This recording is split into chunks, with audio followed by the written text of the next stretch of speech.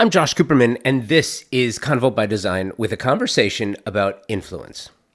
Your influence on the business of design and the relationships with others that make up this remarkable industry of ours.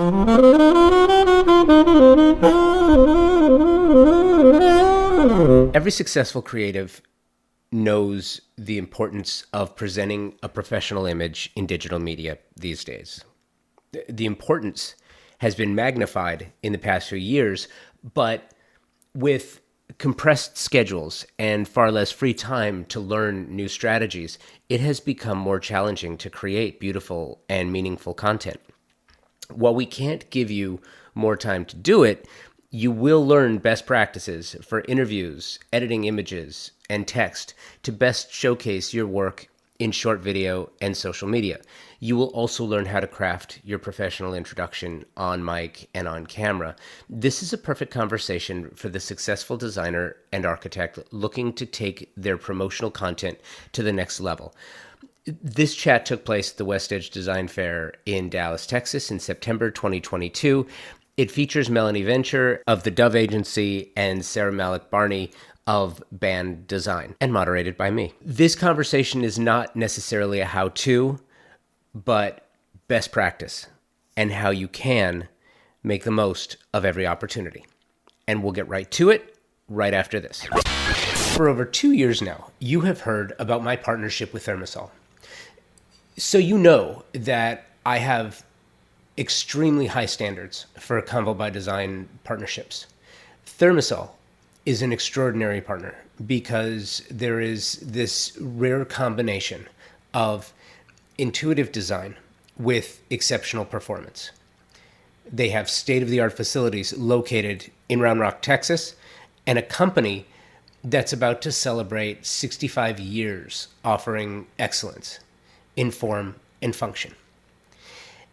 The Wellness and Design Thought Leadership Series presented by Thermosol is a programming feature that regularly showcases remarkable design talent and how they do what they do and the manner in which they do it, allowing designers to emulate successful strategies and make smarter clients who know what questions for of top professionals. If you want to understand more about this company and their history, please check the show notes for the link to episode 221 with Thermosol third generation CEO Mitch Altman. He explains the history behind the company, and really that's what makes this company so special. Combine that with the cutting edge technology, their world-class domestic facilities, and you have a company delivering predictable elegance upon which you can rely. And nowadays, how important is that? Thermosol.com. Welcome to West Edge. So, in kicking off the first panel of the show, you know what? I'm so rude. Hi, I'm Josh Cooperman. I'm the host and producer of Convo by Design, a podcast for the design and architecture industry. Welcome to West Edge. It's so funny, I have forgotten how to do this after 3 years. It's crazy, right? You don't know how to talk to people? Not in person. which is part of why we're having this conversation. Age of influence. The idea is that over the past 2.5, 3 years, everyone in design and architecture has had to become kind of a producer of sorts, a content producer, a brand developer. So we put together this conversation, and we're talking about strategies, tips, tricks, ideas for those in the design trade to really promote their brand, to drive their business, and to grow their business in meaningful ways. So I have known you for a short time, which is great. I've known you longer, Sara. Do me a favor. I can introduce you by reading off a page, but I've always liked it best when you introduce yourselves. Melanie, I'll start with you. Okay, great. Hello, everyone. My name is Melanie Venture, and I'm the Managing Director of Brand Development for the Dove Agency here in Dallas. And my background is a little bit colorful. I got my initial degree in international business, and so when I left college, I took a position overseas, and so I lived out of a suitcase for a few years and had a great time. I was working as an international recruiter, doing marketing and sales that took me across over 30 countries in the course of a few years. And since then, I only left because I didn't really have an opportunity to grow there. So I came back, honed my skills even further, found my way to the Dove Agency in 2018. My expertise really lies in helping small businesses and startups grow and scale. And so that's my role at the Dove Agency. Sara? Hey guys, my name is Sara Malik Barney. I'm the founder and principal designer at Band Design. We're a high-end residential interior design firm in Austin, Texas. I too have sort of an interesting background. I'm from Austin originally, but knew I wanted to leave Austin as fast as I could. So packed up and moved to Los Angeles right after college, lived there for a long time working in entertainment, and then worked in entertainment for 15 years in both the entertainment and sports industries, and then had a light bulb moment one day and said, I want to go back to school for design because I'm crazy like that.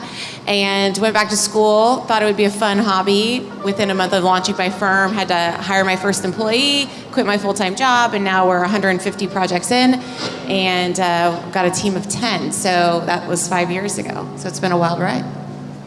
And I love it too. As soon as we start, the music comes back up, and so we're going to just compete with the music for the afternoon. Maybe I'll go in sync with it. Okay. Like on beat. Oh, I'll be your backup dancer. There you go. we have a soundtrack. Okay. So listen, here's the idea. In doing a podcast for 10 years, look, I'm not a designer. I will be the first one to tell you that. I'm not a designer, not an architect, but I love the industry. So I follow it as closely as I can, doing what I can. And as a journalist, doing the podcast, what I learned early on is those in design who really want to drive their brand, you have to work at it. Social media is the bane of everyone's existence because you have to create the content for it. But if you are a designer, if you have a social media platform, then you are a content producer. One of the reasons, Sara, why I wanted you on as part of this conversation is because you are masterful in a couple of ways. The manner in which you address your social media, the manner in which you create and craft a narrative, and the way that you speak to your clients or those that you want to be your clients. When did that start? How did that start? And how long have you been doing it? Does it go back to your previous career? A little bit. When I first started, I knew I needed to be findable, and I knew I needed to have some sort of visual presence out there in the world. But I was but one person, so I picked one social media platform to really go all in on, and that was Instagram. And that's when I just did a deep dive. In terms of the way that we present ourselves, the way we talk to our clients, the way we talk to prospective clients, and just people out there in the world, you'll probably get a sense of this from the panel. I'm a pretty casual person. I'm really direct. I don't really BS around a whole lot, and I don't take myself very seriously. And we're the same way in the office too. So we take our job seriously, but not ourselves seriously. So I just speak to people the same way I speak to friends. I shouldn't treat you I treat everybody with respect, but I'm not going to treat you any different and talk in some sort of voice that isn't my own. That would feel really inauthentic to me. So that's always been important in everything that I've done. And I even talk to my kids the same way I would talk to a friend for the most part. I don't talk to them like babies. So that's sort of the tone that we take. And I think people pick up on that and resonate with it. And even on Instagram last night, I posted, I'm super tired. And so I posted, I'm really tired. Like, that's just what it is. And maybe people like it or don't. I don't care. Isn't that the truth? You can't care. Because if you care, then all you're doing is putting the good stuff out there. And if all you're doing is putting the good stuff out there, people know that it's inauthentic. Well, that's why social media can feel really gross, and make you feel bad about yourself. So I'm okay being vulnerable in that sense and putting it out there that, yeah, today was a tough day. Melanie, so you see new talent all the time. One of the things I love about the firm is that, Dove, you really work with your clients. You really work with your creatives, which is very cool. And I'm curious, do you have an onboarding process? Do you do an audit? Do you audit their social? Do you audit what they currently do and how they're perceived by the public to help them either recraft or rebrand? Yes, we do. We have a pretty thorough process. In most cases, the client comes to us really not knowing what they need or what they want yet, so they're asking for that as well. There are rare chances that we get a new client in and they're like, this is what I want, this is what I need, and then we go through the onboarding process, and at the end, that has entirely changed. So what we're finding is that there's a little bit of an identity crisis almost with just how do I show up in the world? What does this mean? How am I speaking to my target clientele, and how am I staying authentic, to your point? There's just a lot of noise out there. So there's an eagerness and a hunger to stand out, but also an understanding that we have to stay true to ourselves at the same time. So it's a hard balance. But we do, during our onboarding, we talk through, we have a lot of conversations with the client about the history of their firm, the background of their expertise, where they've landed now, where they want to be in 1 year, in 10 years. And we kind of help design a roadmap for them to getting there. And then also just assessing, based on who you say you are, is that what we're seeing, with more of an objective perspective, looking at your online presence and knowing what we know in the industry. And so I think that sometimes for designers are so close to their business and it's so personal, and after several years it can be really hard to look inward and look at yourself and be able to assess, okay, where do I need to pivot, where do I need to change? So I think that having an outside perspective come in and help you see, your business has changed a lot. You've been in business for a very long time. It's time for us to update your brand messaging and rethink your strategy to be more current with your current business. I think part of that too is artists, designers, architects not so much, because architects for the most part, in my experience, are just so much more reserved. But designers and artists are more on the creative, like, look at me. And there's nothing wrong with that if it's managed properly. And having done a lot of panels, I've worked with designers before who just sort of take up all the oxygen in the room. Some people you'll give them a microphone and they'll just start to go. And I think it's interesting because oftentimes you look at someone's social media portfolio and that's kind of what you get. There is a break, I think, between pre-pandemic and post-pandemic. And it's important to talk about it because years ago, I was talking to designers who were saying, I have no time for social media. I have no time to do it. That was pre-pandemic when, we're doing an audit of time and they're spending 120% of their available time on work, which means 20% of that time is personal time. Now, with specifying, respecifying, trying to find where your sofa is, forget about it. How do you, and Sarah, back to you for a second, how do you craft your message? Because again, it's not just about cracking a mic or putting on the camera and just saying whatever's on your mind, just free flowing for an hour, right? How do you craft your narrative? How do you decide what you want people to hear and what you want them to know about you? I think, so when I first started my business, I kind of came from the perspective of, I always thought design as a practice felt really unapproachable to the masses, and it felt sort of like this thing out in the ether that you couldn't ever really have or attain, and I didn't want that stigma. So I come from a perspective of approachability and being very easy to access.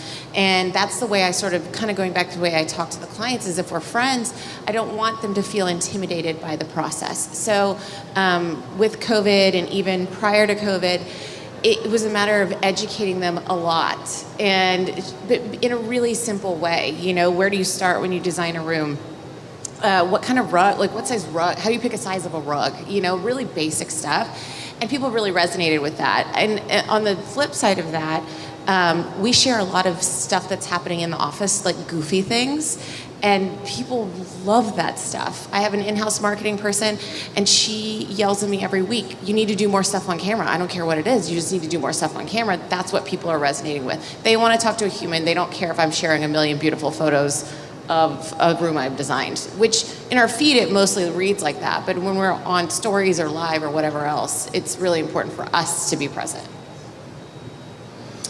Thoughts?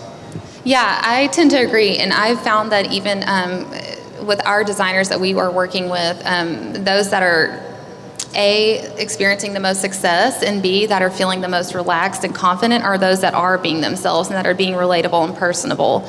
And people can see right through when you're coming across on social media like you're trying too hard. I think we all know those accounts, trying too hard, being something that you're not. And so I think that what is so key is to just kind of go back to the basics, honestly, and be in touch with who you are and what you're trying to do and be confident in that, and try the best that you can not to get too distracted with what everyone else is doing and compare yourself. Oh, I don't have projects like these to share, or I'm not the type of person that wants to be on camera every day and tell the people what I'm doing.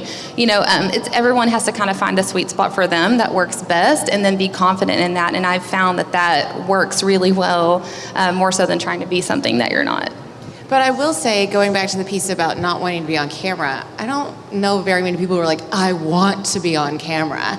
That's Right. not a natural thing that you start out at. You have to keep doing it and get over yourself and just do it. And some people, it'll never come for them. But other people, you just get over it. You just have to keep practicing it. Agreed.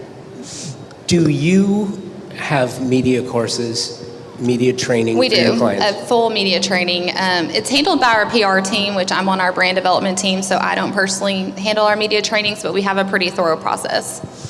What does that look like? I wish I could tell you more, but I'll have to call in the big guns for that.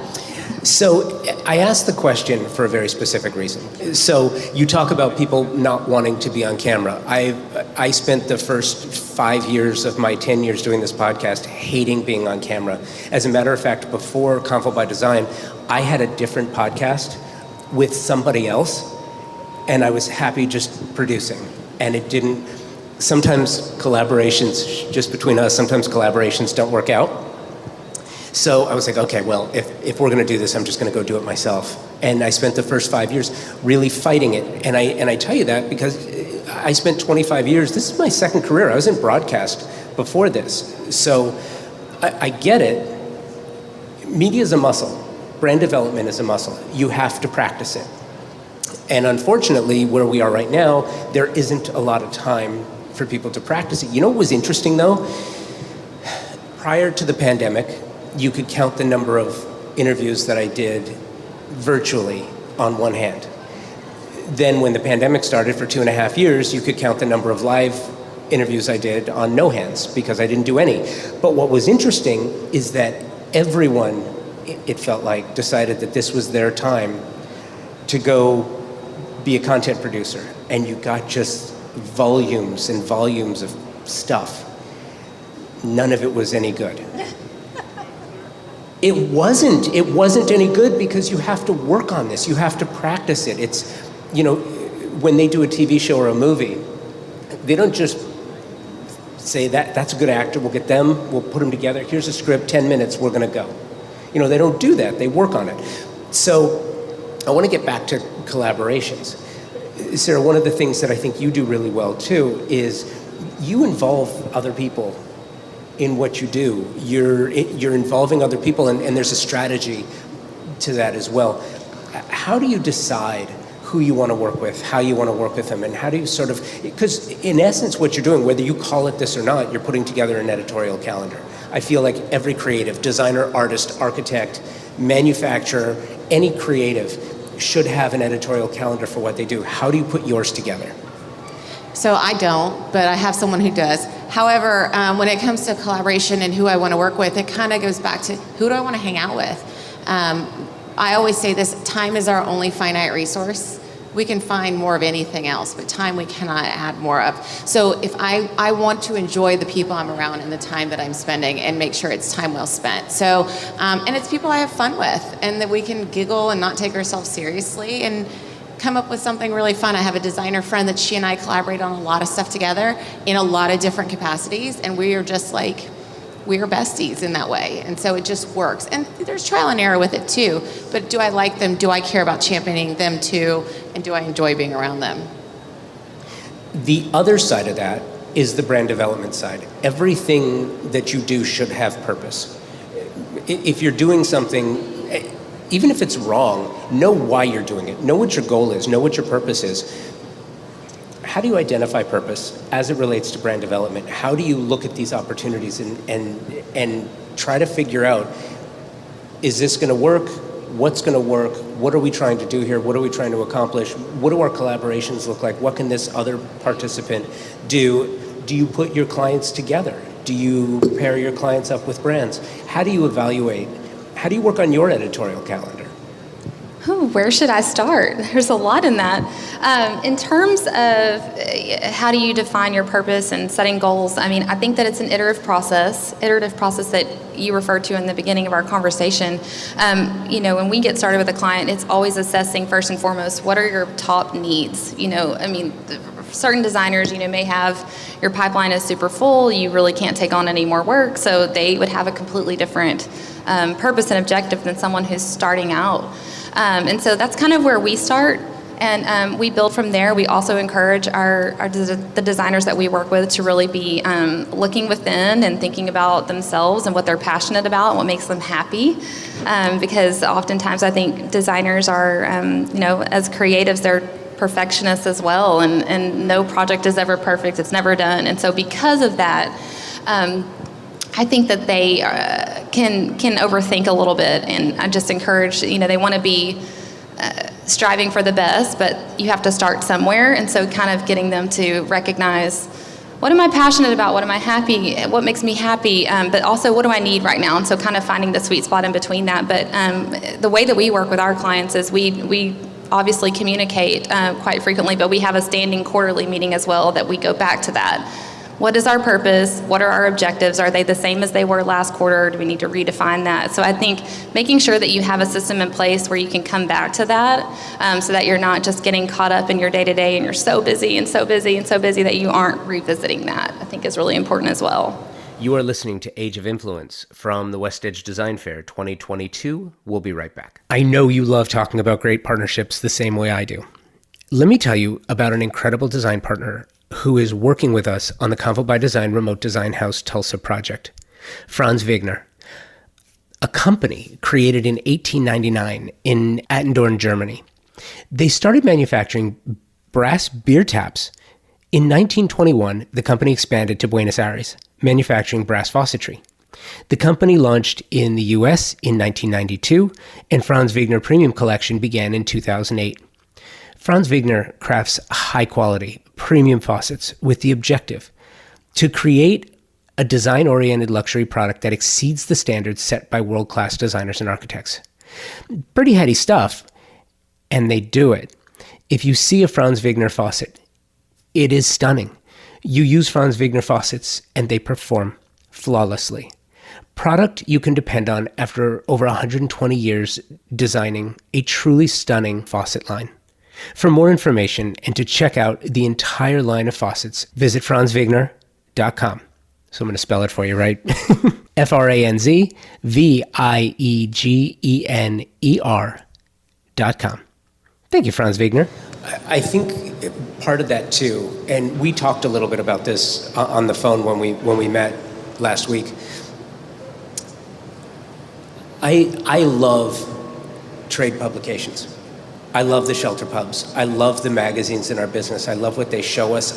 It used to be 8 or 9 years ago, it was the way that I found people that I wanted to talk to. It's like, oh gosh, I love what that designer's doing. I want to know more about them. I'd reach out, book them for the show, and go see them. We have seen a wholesale change in the shelter pubs, and I'm hoping that it's a blip and that it turns around. But look, with the number of editors that are not there anymore, and by the way, I came from radio. I came from broadcast. The same exact thing happened in radio. Ryan Seacrest was an afternoon drive guy on Star in LA. And then all of a sudden he was on 80% of the radio stations across the country. Well, for every station that he was on, it took another local jock out of the marketplace. I feel like the same thing has happened with consolidation in the industry. Paper costs going up, you're producing less books, not as many editors, the ad to edit ratio is flip-flopped. That being said, that has taken a lot of the wind out of the sails for many designers. If you have a celebrity project, if you are a celebrity designer, if you are a starchitect, you're going to get your ink, you're going to get your word count, you're going to get your coverage. If you're not that, which, let's be honest, 95% of the industry is not that. It doesn't mean that as a designer or architect or an artist that you're not doing great work or that you don't have clients. But what can you do to level up your client base? What can you do to showcase some of the more adventurous things that you're working on? Melanie, I'm curious, when you talk to your clients, when you guys have strategy meetings at Dove, when you talk about what's next and what you want your clients to be working on, where these brand partnerships are going to be leveraged and where the engagement's going to take place, how do you define what that looks like, in what form, and what strategy does that take? And specifically for someone that doesn't have the benefit of, let me back up a second. For every time there is a wholesale change in our society, like we just had with the pandemic, there is an influx of new talent to our industry. It happened with the Great Recession, it happened after 9/11, it happened after the Gulf War. Every time there's a big thing, people change careers, and I think it's because people look for something that makes them happy, maybe. But back to the original question, for those new people who are new, or that mid-level designer who doesn't really know where to go to increase their leverage and their influence, where do you start as far as what to suggest? Yeah, I think it's a great question, and my answer is probably different for everyone. But a couple of things that I like to really keep top of mind is, one is not overthinking it and really going back to the basics and taking an organic approach that really you are selling yourself. And people are hiring a designer, yes, but they're hiring another person that they like to be around, that they want to hang out with, that they trust, that they feel understands them, that listens, that pays attention. And because of that, I think that simple ways, going to networking events, having one-on-ones, identifying the type of people that you want to work with, identifying other colleagues that you admire, and scheduling. Let's have one lunch or one dinner on the books every single week and connect with something new. I encourage you to connect with someone new once a week or once a month or whatever that may be, but I think those little things, can spark a lot. The other thing is it is a challenge, and I'm not a publicist, but on the PR side of things, how COVID has changed the industry, the other thing that we're constantly seeing is that in addition to the challenges it's presented for getting coverage, it has also presented new opportunities where there's more freelance writers, there's other opportunities that come out in digital ways. And so at our organization, at least, we now have such great, our public relations team has such great relationships with the media that we often have people coming to us, and it could be, one-off small opportunities, but those are still great opportunities. It could be, we're looking for this one particular paint color and we want to see how it was used in a powder bath. Do you have anyone on your roster who has that? We're going to go look through, and that's a small piece that could be, covered in digital platform, but it still can go a long way. So I think a combination of, some of those organic touch points, and that's going to help facilitate referral business and that sort of thing. And then just, again, coming back to your strategy and understanding yourself on a frequent basis, whether that is, or on a consistent basis, every quarter, reassessing, okay, how did the last month go? I think time and time again, designers are swamped right now, and they just don't have time to do anything else. And they're trying to keep their head above water. So we are their advocate and saying, hey, let's talk about you. How are you doing? How's your business? How are you feeling? And so, I think it's important to find your people and your team and your advocate and have someone in your corner, whether you're outsourcing a firm or you have it in-house, but someone who's there to be like, hey, let's regroup, I think is really important. So interesting. And by the way, when it comes to Dove, I love working with you and your team. I really do. I really do. It's a joy. You make my life easier. Sara, Courtney, at Ink PR, Muriel, the whole group, I love working with them too, and it's sort of funny because they're my Southern California team, and you're my Texas team, you're not exclusively, they're not, but I love that, and it's a joy working with you guys. And I think it's important to note too, because look, I'm a journalist. I'm in the media. I am looking for connections, and when you, as a designer, have somebody that is working on your behalf to get that done, it means that A, you don't have to, and B, that they've done the work, that they know the language, they know the narrative, they know the vernacular, they know the process, the means and methods, to make it easier for me to get what I need, because if it makes it easy for me to get what I need, you're gonna get what you need. And sometimes having that person to do it is really important. That being said, Sara, you also have to decide to make the time to do the social media. And it's funny, I'm hesitant to even sort of bring this up. It has nothing to do with you. But I'm going to, because I think it's important for our next chapter in this conversation. So sometimes it's not what you do, but it's what you don't do. Or vice versa. It's not what you don't do, but it's what you do. Because in this case, and I'm not gonna throw any names out there, but I'm fairly furious, if that's a term. In LA, there is a historic home that was recently demolished. Actually, it's in the process of being bulldozed as we speak. A magnificent home. And I'm not going to tell you what city it is or who the creative was, because I'm not trying to get in any trouble here. But what's really interesting is this particular designer, who was part of, the home was published twice in magazines that everybody's heard of, created a video to be shown at a city council meeting talking about the homes being unremarkable. It's like, well, wait a minute. You were the designer. You got it published. And it just sort of struck me as one of those things where it seemed so disingenuous and short-sighted. And sometimes you can really shoot yourself in the foot, because if the wrong journalist finds out about it, I don't know, they may run it in a podcast episode. Anyone who's listening to Convo by Design, subscribe to it. You may want to learn what I'm talking about. But sometimes there has to be an understanding of what you should be doing, and also an understanding of what you shouldn't be doing. Let's just talk about that for a second, because I think it's really important. Sometimes you get so excited about what you're working on, you give away information too soon, you give away too much information that isn't relevant, distracts from the process. How do you edit yourself? So throughout the process, we definitely share a lot.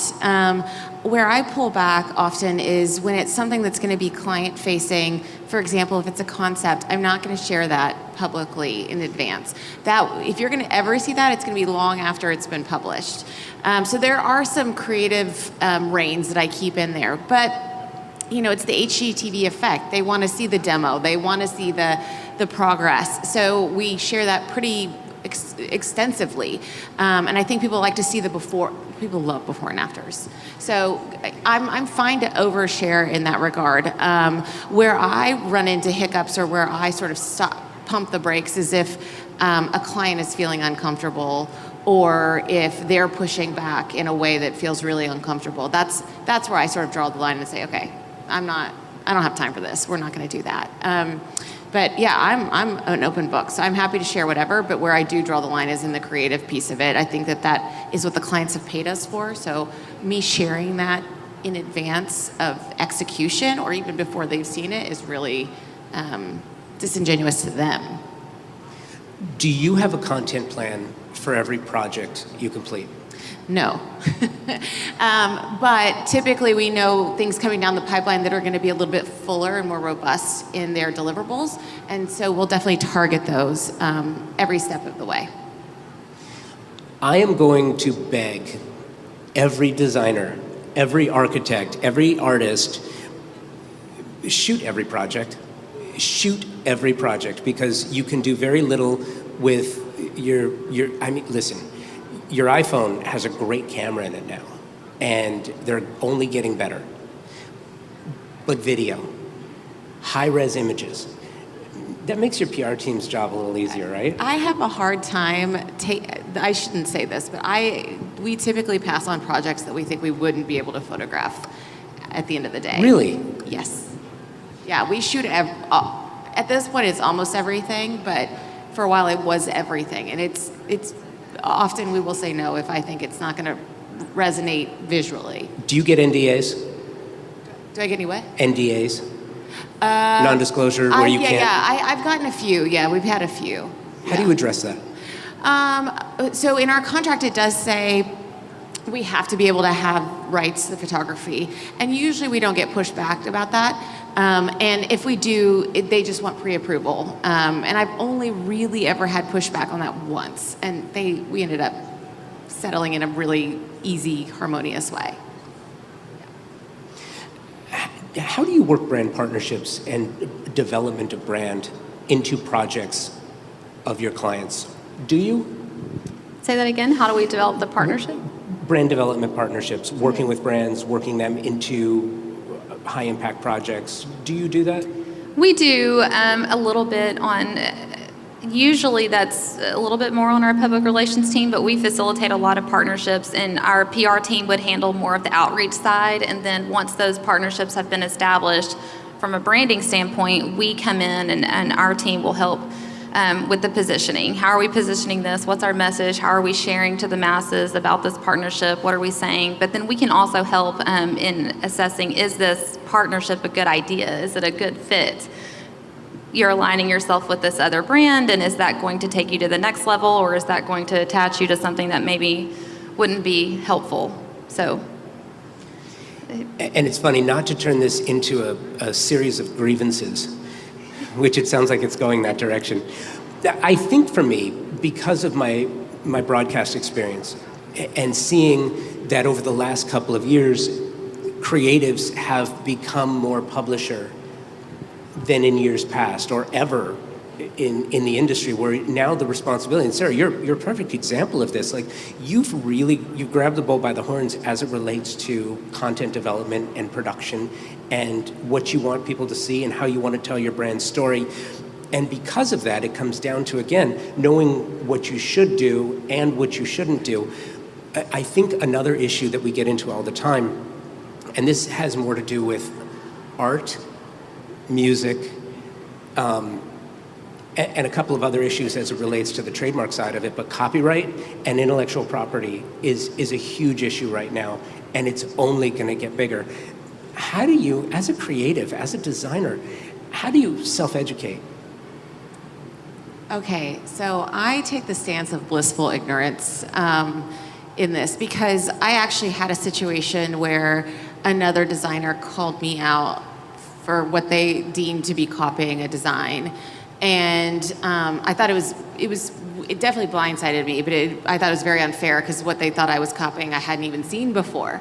But it's all, at the end of the day, design is a subjective sport. So if I'm gonna sit here and make myself crazy with it, trying to see everything, know everything so that I don't copy it, I would have no time left in the day. So for me, I stay sort of in my own bubble, and I draw inspiration from a lot of different areas, but if I sat and noodled on it all day, I'd go crazy. I'd lose my mind.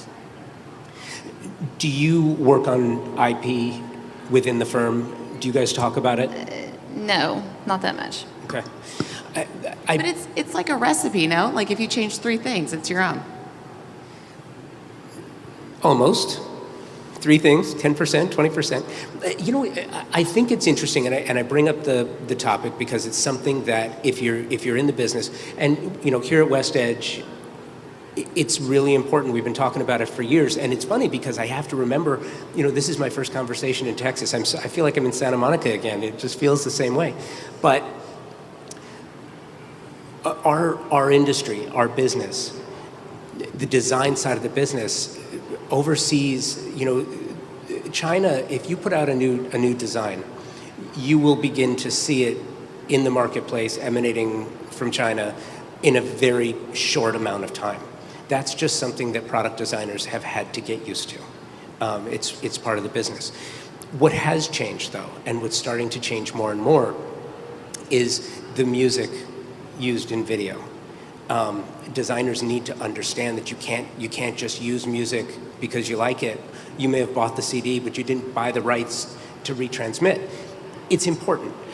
It comes down to imagery as well. I feel like every product designer should have a set of images that they use. And it comes back to the designers too, of having every product shot, because when you shoot it, you have 100% rights to redistribute. And I'm wondering, this is part of the conversation where you put your futurist hat on. And where we are now, how is this changing as we're talking age of influence and the influence that you have over new clients, over the design industry? How has the last 2.5 years changed the way that you operate pre-pandemic to where we are now? It's changed a lot, and it's changed not at all. Definitely, like I said earlier, we want to shoot everything. That is our only collateral at the end of the day. That's all we have. And I agree, there are so many products that we can't get photos of, that we need photos of, because, people don't think about those things.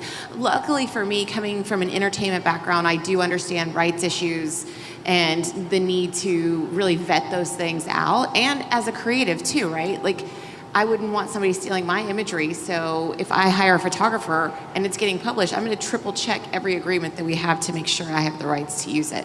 So at the end of the day, it's her product too, right? So pre-pandemic and post-pandemic, it really hasn't changed very much. It's just more about making sure we're actually capturing it, and so many designers don't do that. I had one design friend, she told me she only shoots 10% of her projects, which I'm like, why are you even working? I don't understand. What are you doing all day? You have to shoot them. So it is really important to get that brand imagery for sure. Yeah, and I agree. I think, our approach is that we of course want content from everything our designers are doing. We do like to come alongside and help advise on when does it make sense to invest in those bigger, more professional editorial style photographers versus when is it appropriate to use your phone, and what types of content should we be sharing where and how. And with the way that social media has changed so much, we are also, you have to be doing video. If you're not doing video, you're not getting noticed. If you're not doing reels and staying on the trends of that. And this kind of goes back to, I think, what I was saying in the beginning about the identity crisis, and your question about what you do and what you don't do and how do you decide that all goes back to how well you know yourself and what you're trying to be and who you say you are and what's important, and not taking an opportunistic approach and saying, for example, when the pandemic hit, there were a lot of designers that were starting to offer more e-design services, and for some of our designers that was totally appropriate and it was a great fit, and for others it was not, and they were trying to be something and do something that really wasn't their sweet spot. And so I think it's the same idea with content and how we capture that, but I do think it's important to know when should I invest more or less in what types of photography or video content, if you will, and how do I use that to my advantage. I was so terrified I was going to have to become an e-designer during COVID. I was like, no, this can't be my future. I don't want to do this. It's really interesting that you say that, because that's not the first time I've heard that. That's a bona fide fear. That was something that was like, I don't want to spend every hour of every day looking into a computer and then working CAD, and I want to be out on a job site. I want to be able to do a sit test. I want to go feel something. I'm a tactile person, right? Every designer. With that too, and it's interesting because it's funny, on every chair here, I had produced, you mentioned social media, sizes for everything that's available now. And by the way, I would venture to guess that design community maybe gets about 10% of social media, maybe understands 10% of social media. And the problem is it's changing so quickly that it's another job if you want to keep up, or you can just go hire some Gen Z, recent grad to explain it to you, the equivalent of mansplaining. So someone needs to do it for me, because it keeps changing. So Reels, everyone's heard, you got to go Reels because they changed the algorithm, so you got to go Reels. but you still have to post, and you still have to, okay, so you're using Instagram, and you're using Facebook, and are you using LinkedIn? Well, no, because ... Well, why not? Well, because I don't have the time. And people aren't using Facebook anymore. Everything's Instagram, and well, it's the same company, so you can be sure that at some point you're going to be dragged back to this. I think it's safe to say that MySpace isn't going to be an issue. I don't think it's making a comeback. It's not making a comeback, right? Stranger things have happened. Yeah, but do you remember Vine? Do you remember MySpace? TikTok was Musical.ly. I remember, Yeah. was it called Zanga back in the day? Friendster. Friendster. It's funny too because MySpace is kind of like the parachute pants of social media. You know, it's like, yeah, it was really cool, but it's never coming back. But then it plants this seed of doubt, right? It's not coming back, so why should I make the investment and why should I take the time? That being said, there are ways to sort of strategize around this. And do you have a strategy for social media? I do, and it kind of goes back to what I was talking about when we first started. We can't be everything to everyone. We cannot be the best on every single platform, so we're not even going to try. I mean, my in-house marketing person who runs my social, she's actually 50 years old, and she doesn't know half of this stuff either, and she relies on the young people. But I also don't feel like we need to chase our tails constantly about it. If we're really good at a couple of things that have some sort of footing and some sort of longevity, then in my mind, that's good enough. If we keep chasing and keep chasing, the quality of our content is going to start to suffer. So I don't want to be doing things poorly. I'd rather just do a few things really well. How do you explain that to your clients? How do you get your clients on board with the vision that they don't have to chase their tail, that it's about making something meaningful and important? It's definitely easier to have that conversation with some as opposed to others. You know, there's some of our clients have very strong opinions about what they're trying to do and what they want and what they think, and we're there to support. With others, I think they have a deep trust in our abilities, and they have a deep trust in what we understand to be working in the industry. In terms of how they plan out their content and where they're going to show up, we typically will just, in our industry, as you know, Instagram really is kind of king. So we build everything around Instagram, but then we kind of layer in other channels as needed, depending on what the goals are. But it goes back to, which I'm kind of a stickler on this, who are you? Who do you want to be? What are you trying to do? What are you good at? It's in taking all of those things and finding, X marks the spot right in the center of that, and let's go and focus on that.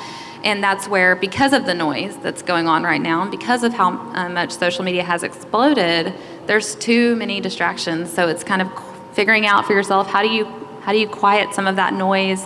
How do you go back to remembering, okay, what's most important for you? I don't have to be everything to all people. And then that's what we're for, is to rein them back in. Hey, remember that conversation we had a month ago where we decided that we were going to keep this as our top priority and this is what's most important to you?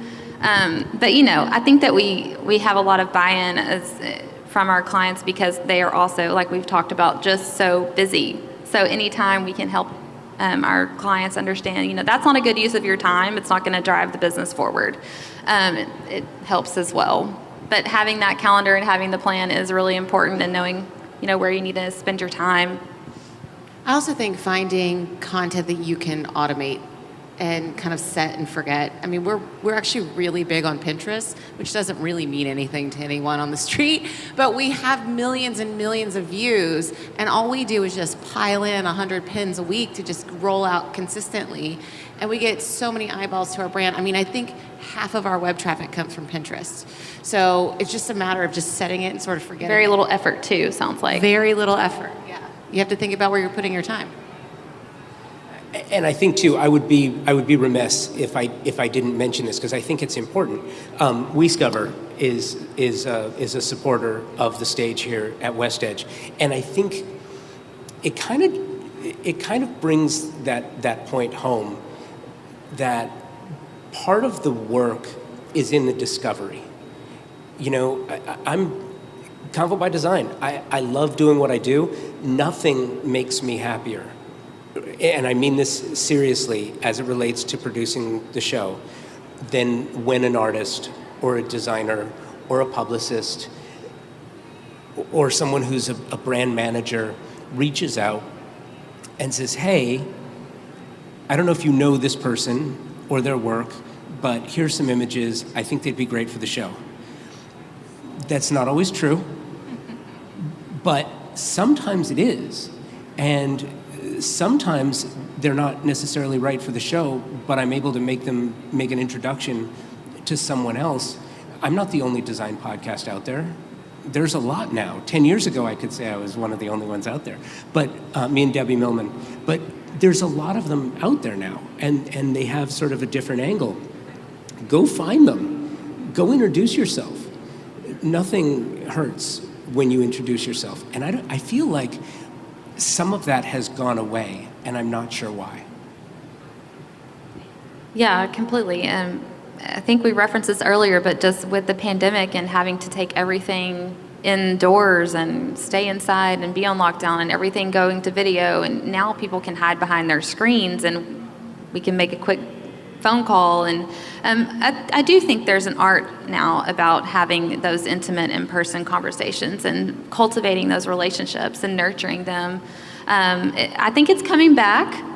I will say a positive note. I do think it's coming back, and I've seen a lot of encouraging things lately, but it is really, really important. Those organic touch points and just face-to-face is never, I don't think ever will be as powerful as video conferencing and virtual connecting. The last thing I will ask you about, no, that's not true. One of the last things I will ask you about is, because I want to go back to the idea of the magazines again. Because I still think it's really important. And I still think that for every product manufacturer, product designer, architect, you want to get in book. You want to get in the pages. You don't just want to be part of the digital coverage. You actually want to get... Give me your best pitch. Give me your best pitch for how to get... What is a strategy that you have used, that your PR team may use, because I realize that they're probably the ones doing it more often, but you've heard them walking through the halls. What are some strategies that you're using now to get editors to share the love? Sarah, I'll go with you first. Okay, this is an unpopular opinion, and don't tell Courtney I said this, but I don't care. Brilliant. I really don't. And I say that because you enjoy the magazines. I enjoy the magazines. My clients aren't coming to find me in the magazines. So if I'm getting it, it's only for my own ego and my own portfolio. And it's wonderful to get, don't get me wrong. And I appreciate it, and I love the editors, and I do really enjoy the publications and get a lot of inspiration out of them. But the only reason I'm chasing it down is to get clients and get brand awareness. My clients aren't finding me in a magazine, even though I'm in them. So as much as I love them and celebrate it, it's for the fans of design. It's not for my business necessarily. So is that a good pitch? The takeaway. I love that. I love that the takeaway is classic. You know, I don't care. You're not right. This project is not right for you. You don't want this. No, I want it. It's a little hard to get. Love it. Love it. I have an unpopular opinion as well, but before I go there, I mean, I think that I really love my job and I want to keep it, so I'm not going to offer up a pitch because my counterpart on the PR team would have a field day. So we stay in our lanes. But yes, I have noticed it's the small percentage of my clients that care. It really is. And so I don't know, what the answer is for how you can strategize to get in those, but I will say that I think that more often than not, our clients they're not as concerned about that as they are getting the right type of clients, the clients that are going to have projects that are, less stressful, it's a good working relationship, that it's a positive experience overall, and where they can really add value. And so I think that's trumping, at least for most of our clients. I will accept that. I will accept that. I hope so. That's all I have on that topic. No, that's good. This was great.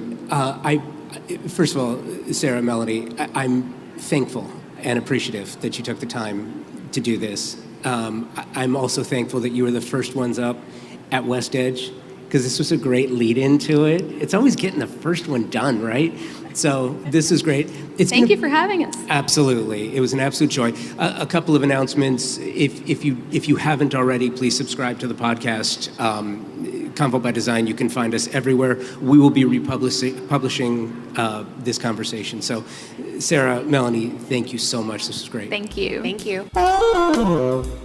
Thank you, Melanie and Sarah, for your time and willingness to share your expertise. Thank you, West Edge Design Fair, and to all of you who came out to the show. Thank you, Convo by Design partners and sponsors, Thermosol, Article Furniture, York Wall Coverings, Moya Living, and Franz Wegner for your continued support. You are greatly appreciated. And of course, thank you for downloading, subscribing, and listening to the show. I couldn't do this without you. I wouldn't want to do this without you, so thank you. Thank you for all the emails and support and the guest submissions. Please remember why you do what you do and for whom you do it. Designers, artists, architects, showroom managers, publicists, magazine editors, product manufacturers, publishers, set decorators, and everyone else that makes our industry stronger by the day. This show is for you. That's why I do it.